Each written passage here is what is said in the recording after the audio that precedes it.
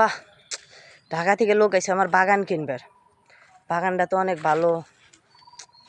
বাহ, চাচা বাগান পছন্দ হয়েছে? ওইসব তো বাচ্চা বাগান পছন্দ হইলো। কেমনে কি কয়টা নিবে না নিবে কত তাহলে তুমি? চাচা না হইলেও গাছ আছে মনে করেন আপনার 50-60টা, তার কম না চাচা। আম তো মোটামুটি ভালো দিচ্ছে প্রতিটা গাছে হ্যাঁ চাচা। আর কয়টা নিবে কও? না হইলে চাচা লাগদের একটু হেতু দেওয়ানি নাকি? এটা কি বলতে ফুটকিতে পারো নাই বাচ্চা? না চাচা কমই তো কইছি। তার কেমন তুমি 1-1.5 লাখ টাকা চাইলে? আর আমার তো মনে হয় যে মানে বলতে ফুটকিতে পারে। আপনি দূর থেকে আইছেন দিয়ে আপনার সম্মান দিয়ে কথাটা কইলাম, আপনি উড়িয়ে দিলেন।